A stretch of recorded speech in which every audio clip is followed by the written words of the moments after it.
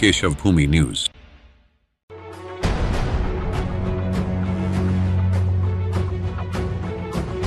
महाराष्ट्र के Kokar range के विशेष police महानिरीक्षक संजय दलाल द्वारा पालघर जिले में चोरी हुई कार, मोटरसाइकिल, गहने समेत अन्य कीमती सामानों को उनके मालिकों को लौटाया गया, जिसके बाद सभी के चेहरे खिल उठे।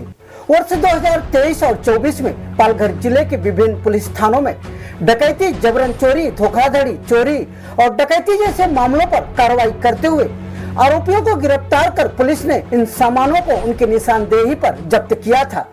बाजार में इन सामानों की कीमत 80 लाख रुपए बताई जा रही है, जिसमें 17 मोटरसाइकिल, 4 कार, 173 मोबाइल, गहने, कैश और अन्य कीमती सामान शामिल है। इसके लिए बोईसर के टीमा हॉल में पालघर पुलिस द्वारा एक कार्यक्रम का आयोजन किया गया था। 0.5 ग्रॅम सोन्याचे पेंडल, 15 ग्रॅम वजनाची सोन्याची कडे असं एक मध्यमान त्यांना हस्तांतरित केलं जात आहे। वितरण या ठिकाणी केलं जात आहे। आपण टाळ्या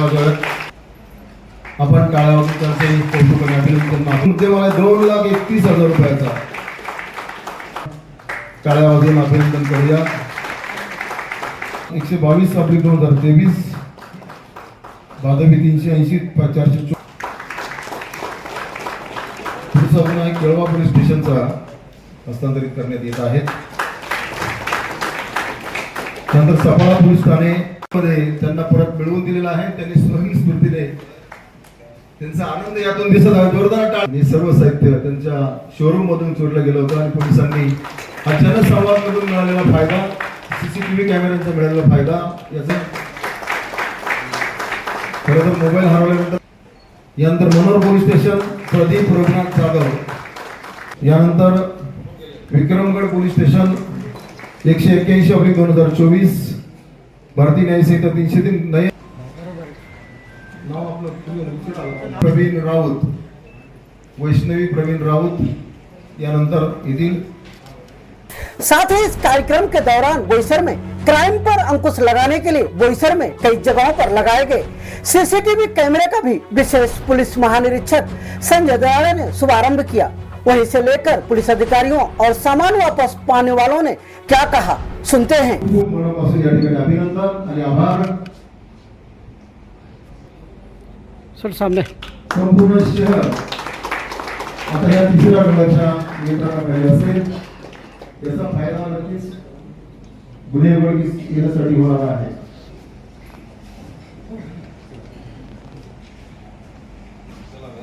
खूप खूप अभिनंदन सर, इतकं मोठं काम आहे। खरं तर आजचा सोहळा चालू आहे संरक्षणासाठी आहे, आपल्यासाठी सुविधा आहे। गुरमीत सिंह मेरा नाम है। I am working with Indrajit Cars Private Limited. एक दृश्य ऐसा था, जब 18 की सुबह में आता हूँ, सोमवार का दिन था, गाड़ी वहाँ पे दिखी नहीं। सर आप समझ सकते हो, सुन सकते हो, लेकिन महसूस नहीं कर सकते वो मंजर क्या था। और एक नौकर आदमी के लिए साहब को जवाब देना कि गाड़ी नहीं है, means it was like a blank face. कुछ स्पॉट में समझ नहीं आ रहा हो क्या रहा है, हुआ क्या है और कहाँ गई है।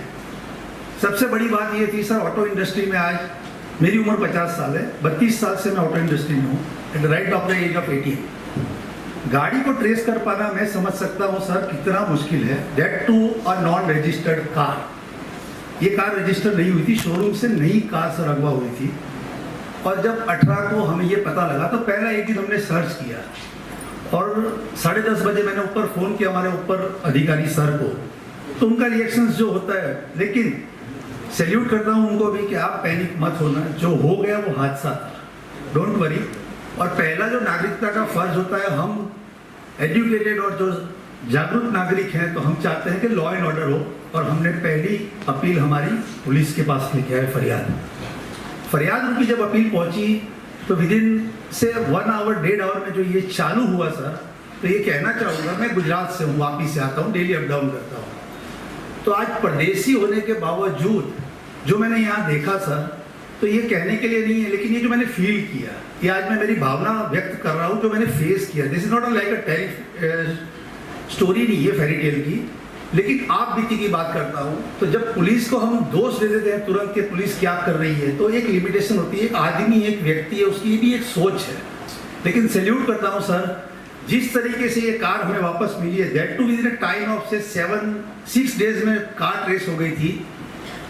और उस टाइम मुझे पक्का याद है, गिनती चालू थी इलेक्शंस की, इतना प्रेशर, क्योंकि जगह जगह इनको अपना सिक्योरिटीज ध्यान रखते हुए पुलिस को जो निभाना पड़ता है। शायद त्यौहार तो कहाँ मनाते होंगे, कौन सी डेट को मनाते होंगे वो पता नहीं है, लेकिन सर सैल्यूट करना चाहूँगा आपकी हौसला अफजाई को, जिस धैर्य से आपने काम किया, जिस धैर्य से, और जो आपकी कुशलता, जो नैन दृष्टि थी, जो आपका फोकस था, मतलब किस तरीके से ये पकड़ा गया, पूरा तो अभी बयान नहीं कर पाऊंगा, बहुत लेट हो चुका हूँ, लेकिन मेरे लिए ये बहुत बड़ा अचंभित अनुभव था। और मैं सैल्यूट करना चाहूंगा बोईसर टीम के हर एक उस व्यक्ति को जो इस पुलिस से जुड़े हुए हैं, and to the all team of our nation. जो हम बोलते हैं, एक चीज मैं दिल से बोलना चाहूंगा सर, 3 शेर दिए गए हैं, मैं बोलता हूँ नहीं, चौथा वो खुद है जिसने ये शेर पहने। तो सैल्यूट टू द टीम। चोरी हुआ था, तो चोरी हुआ था तभी तो ऐसा लगा था कि कुछ मिलेगा ही नहीं, लेकिन फिर बाद में पुलिस वगैरह के सब हेल्प से मेरा 2 हफ्ते में सब सामान मिल गया और 100% रिकवरी हुआ। एक मेरा चांदी का पायल जो टूटा हुआ था, जो मुझे याद भी नहीं था कितना प्रेशर में कि वो भी चोरी हुआ है, वो भी मुझे मिला। इसलिए थैंक यू मणिकरे सर और उनकी पूरी टीम को कि जिन्होंने मेरा सब सामान वापस करवा दिया। थँक्यू। हा सोहळा पार पडताना मला अतिशय आनंद होत आहे, कारण पालघर जिल्हा 2014 साली ठाणे जिल्ह्यातून वेगळा झाला आणि त्यावेळेच्या आणि आजच्या परिस्थितीमध्ये मोठ्या प्रमाणात बदल झालेला आहे। पालघर जिल्हा हा औद्योगिक दृष्टीने अत्यंत पुढे गेलेला आहे। बोईसर, पालघर, वाडा या ठिकाणी इंडस्ट्रीचं जाळं ही वाढत आहे।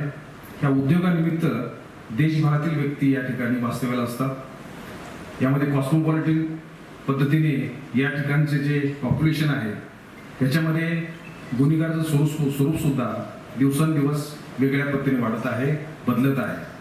त्या बदलत्या परिस्थितीला सामोरं जात असताना, या औद्योगिकरणाला सामोरं जात असताना या ठिकाणी काही प्रमाणात जरी गुन्हे वाढले असतील तर अशाही परिस्थितीमध्ये महत्त्वाचे जे गुन्हे आहेत, चोरी, दरोडा, घरफोडी, अशा गुन्ह्यासाठी हे गुन्हे घडू नयेत यासाठी पालघर पोलीस दल सातत्याने प्रयत्न करत आहे।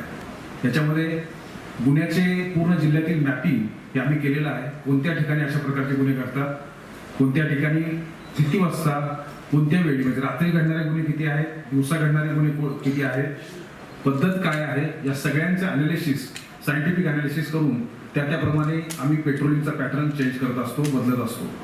त्या बदलत्या पॅटर्ननुसार थर्ड आयच्या एक टेक्निकल जे ॲप आहे त्याचा उपयोग करून आम्ही त्या ठिकाणच्या पूर्ण पॅटर्न, नाईट राऊंड्स, नाकाबंदी अशा विविध माध्यमातून रात्री आणि दिवसा ही सातत्याने गस्त करून या सर्व कायदा सुव्यवस्था राखलेली आहे।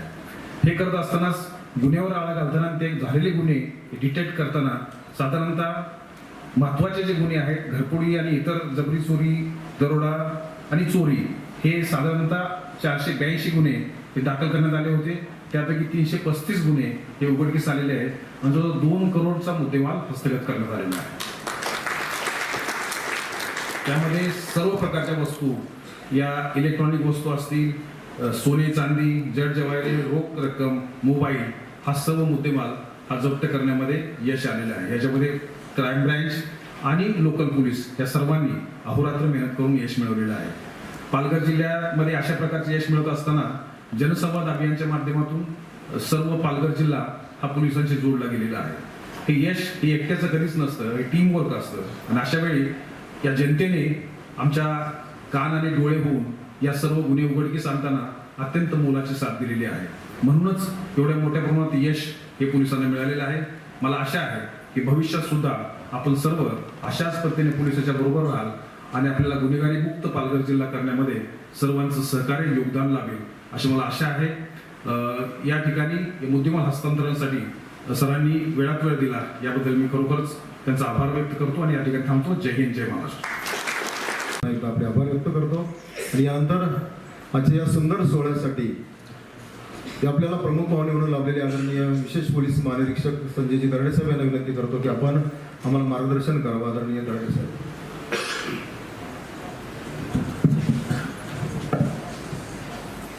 आज या ठिकाणी पालघर पोलीस दलातर्फे आयोजित मुद्देमाल हस्तांतरण सोहळा तसेच बोईसर पोलीस स्टेशन हद्दीतील CCTV यंत्रणेचे उद्घाटन या कार्यक्रमासाठी उपस्थित पालघरचे पोलीस अधीक्षक श्री बाळासाहेब पाटील, ॲडिशनल SP श्री विनायक नरळे, सर्व पोलीस अधिकारी अंमलदार या ठिकाणी उपस्थित आणि ज्यांच्या सहकार्याने आज CCTV कॅमेरे लागले आहे असे टीमाचे आमचे सर्व पदाधिकारी आणि सर्व मित्र या ठिकाणी उपस्थित, ज्यांच्या चेहऱ्यावर थोडंसं हसू आहे. आता ज्या ताई गेल्या त्यांच्या डोळ्यात थोडंसं रडू आलं होतं त्यामुळे त्या गेल्या.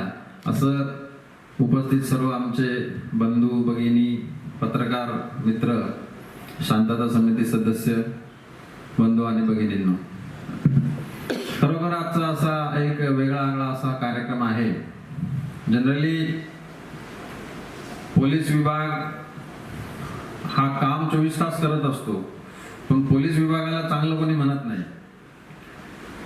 चित्रपट सृष्टीमध्ये आता सध्या जे काही OTT वर चाललेलं आहे त्याच्यामध्ये जर पोलिसांची इमेज दाखवली तर तो घेणारा असं दाखवला, परंतु रियालिटीमध्ये आमचे लोक जे आहे ते 24 तास काम करत असतात. जे काही गुन्हे घडलेले आहेत त्या गुन्ह्यांचा तपास करणे, त्याच्यातले आरोपी पकडणे, जे काही प्रॉपर्टी ऑफेन्सेस घडत आहे, चोरी आहे, घरफोडी आहे, चेन स्नॅचिंग आहे, रॉबरी आहे, डकेती आहे, या गुन्ह्यांवर सुद्धा आमचं तेवढंच बारकाईने लक्ष असतं. उलट हे असले जे सिरियस गुन्हे आहेत ते आमच्या हेडक्वार्टरमधून, माझ्या IG ऑफिसमधून, मी स्वतः, आम्ही सगळेजण बारकाईने मॉनिटर करत असतो आणि त्यात आरोपी मिळाले का.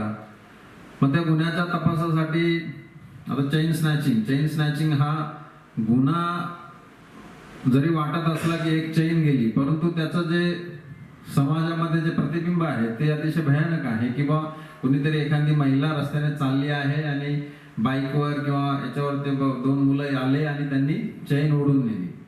बऱ्याच वेळा अशा घटना घडल्या की त्या झटापटीमध्ये त्या महिलेला लागलं पण आहे, ती जखमी पण झालेली आहे आणि मग त्या परिसरामध्ये तो एक गुन्हेगारांचा वेगळा इम्पॅक्ट होतो. आणि मग अशा याच्यात तो गुन्हा निष्पन्न करणे आणि ते आरोपी निष्पन्न करून त्यांना जेलमध्ये टाकणे आणि ती चैन परत मिळवून त्या महिलेला परत करणे, ही जी सर्व प्रक्रिया आहे, ही प्रक्रिया आमचं जरी ते कर्तव्य असलं तरी पण ते मुद्देमाल देताना आमच्या चेहऱ्यावर सुद्धा एक आनंद आहे. आणि तो आनंद फक्त एका गोष्टीमुळे आहे की तुमच्या चेहऱ्यावर सुद्धा आनंद आहे आणि तुमच्या चेहऱ्यावर पोलिसांप्रती एक चांगला भावना आहे, चांगला आदरभाव आहे. हे बघून जे काही आमच्या टीमने हे सगळं काम केलेलं आहे त्यांचा उत्साह नक्कीच द्विगुणित होतो. आणि या ठिकाणी पालघर पोलीस दलातील सर्व अधिकारी, सर्व पोलीस स्टेशन असे, क्राईम ब्रँच असे, यांचं मी अभिनंदन करतो. त्यांनी जवळजवळ आज आपण 88 लाखांचा मुद्देमाल या ठिकाणी परत केलेला आहे आणि अजूनही इकडे हे सर्व मोबाईल लागलेले आहे ते सुद्धा तुम्हाला कार्यक्रम झाल्यानंतर ज्यांचे आहेत त्यांना सगळ्यांना ते परत दिले जातील. या ठिकाणी आमचा प्रयत्न हाच आहे की जे लोकांची अपेक्षा आहे, मुद्देमाल परत मिळणे, एखादा गुंडागर्दी करणारा असेल तर त्याच्यावर कारवाई करणे. आणि आमचं जे महाराष्ट्र पोलिसांचं ब्रीदवाक्य आहे, सदरक्षण आहे, खलनिग्रहण आहे, तर मला वाटतं इथं सगळे सदरक्षणावाले बसलेले आहे, चांगले लोक बसलेले आहे. आणि ज्यांच्याकडून ही सगळी रिकव्हरी आम्ही केली आहे ते सगळे खलरक्षणावाले सगळे जेलमध्ये आहे. त्यामुळे जे काय आमचं ब्रीदवाक्य आहे त्याच्यावर आम्ही, त्या वाक्याप्रमाणे आम्ही वागणार, त्याप्रमाणे आम्ही मेहनत करणार. आज या ठिकाणी दुसरा जो कार्यक्रम आहे, टीमा आणि त्यांच्या सर्व पदाधिकारी यांचं मी आभार मानेन की त्यांच्या मार्फत आज बोईसर शहरामध्ये CCTV कॅमेऱ्यांचं जाळं या ठिकाणी तयार होत आहे. आपल्या सगळ्यांना माहिती आहे की आजकाल टेक्नॉलॉजी जी आहे ती दिवसेंदिवस बदलत चाललेली आहे. एक काळ असा होता की CDR अनालिसिस करणे हे सुद्धा पोलिसांना खूप मोठं वाटायचं, पण आज आर्टिफिशियल इंटेलिजन्सच्या जमान्यामध्ये आणि AIच्या जमान्यामध्ये आपल्याला ह्या सगळ्या CCTV कॅमेरा, मोबाईल या सगळ्यांची खूप आवश्यकता लागणार आहे. आज जो काही डाटा 24 तास या कॅमेऱ्यांमार्फत जो टिपला जाणार आहे तो कुठेतरी आपण सर्व्हरवर जमा करणार आहोत आणि गुन्हे डिटेक्ट करण्यासाठी, गुन्हे प्रिव्हेन्शनसाठी आपल्याला या सर्व कॅमेऱ्यांचा अतिशय चांगली अशी मदत होणार आहे.